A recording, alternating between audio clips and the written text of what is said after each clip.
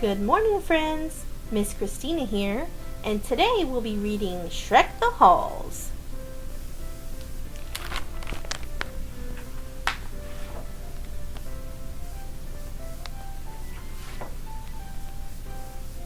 One fine summer day, Shrek was soaking up the sun and watching his babies play in the mud. Everything was perfect, until Donkey showed up.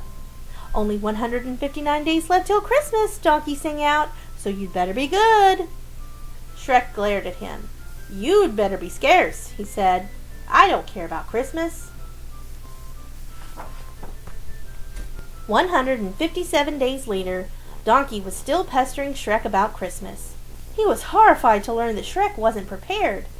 "You mean you haven't trimmed your stockings, hung your chestnuts, or roasted the tree?" "Get it through your thick head," Shrek said. "No one here gives a hoot about—" Just then Fiona wandered by, holding the babies. "Your first snow," she cooed happily, "and just in time for Christmas." Shrek was surprised to see her so excited. Shrek didn't know the first thing about Christmas, but if it was important to Fiona, it was important to him too. That night, he sneaked off to the village bookstore. Luckily, the store had just the book he needed. It showed everything Shrek needed for a perfect Christmas. He just hoped he could pull it off. Shrek got up early the next morning to decorate the swamp. He didn't have most of the stuff shown in his book, so he had to get creative. "It's beautiful," Fiona said when she saw Shrek's decorations. "It's horrible." Donkey had just arrived on the scene. "Don't worry, Princess," he told Fiona. "Shrek's going to want my help." "Actually," Fiona said, "Shrek really wants a nice family Christmas." The family set out to gather more decorations. "This is going to be the best Christmas ever," Fiona said cheerfully. "And we're going to do it together. Come on." They set off into the woods, pulling the babies on a sled. It turned out that Fiona could get creative too.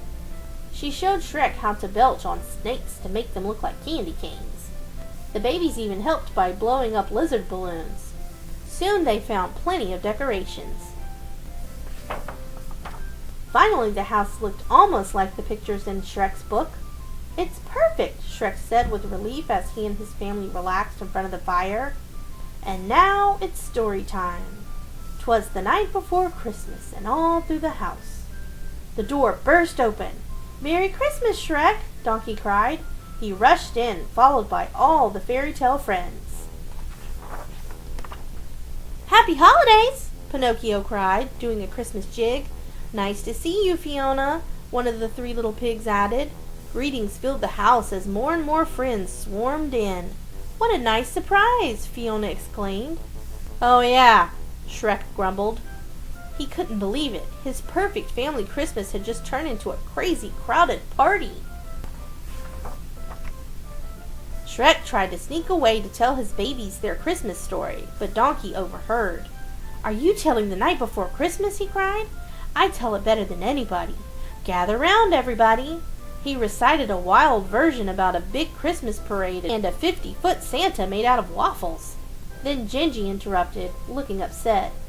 "Where I come from, Christmas is a nightmare," he cried. He told a scary story about a giant, hungry Santa. Finally, Shrek had had enough. This was not how he planned his perfect family Christmas. "Out!" he yelled. "I want everybody out of my house right now." Donkey was thrown out the window and landed with a splat. The rest of the fairy tale friends hurried out behind him. "Nice way to treat your guests on Christmas, Ebenezer Shrek," Donkey huffed. "If you think I'm going to give you a present now, you're sadly mistaken."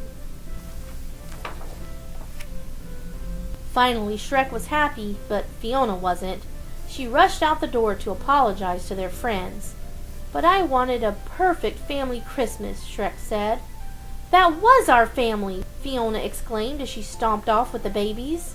Shrek thought about it and realized she was right. Besides, maybe perfect was overrated.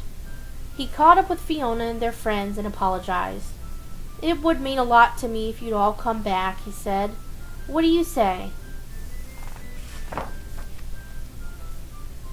Soon the Christmas party was back in full swing. This time, Shrek even got to tell his own version of the night before Christmas, and it was perfect. 'Twas the night before Christmas, and not a swamp rat did creep, as mother and babe played kazoo in their sleep. Now the sight of the house would make any ogre droop, for 'twas sickeningly sweet as unicorn poop. Yet who was arriving to help this lost cause? The foul, the vile, and handsome Ogre Claus. He looked all around and scratched his beard, and said, "This place is worse than I feared." So he revved up his belly and screwed up his face, and let loose a belch that transformed the place. With a gleam in his eye, his work here was done, and then to the babies he gave one by one a festering bottle of stinky swamp juice, and for Mommy a kiss and a good Christmas goose. Then digging a finger inside of his nose and giving a nod up the chimney he rose, and I heard him exclaim as he drove out of sight, "Smelly Christmas to all, and to all a gross night." The end. Did you like that story? That was a very interesting version of The Night Before Christmas. Thanks for watching. See you next time. Bye!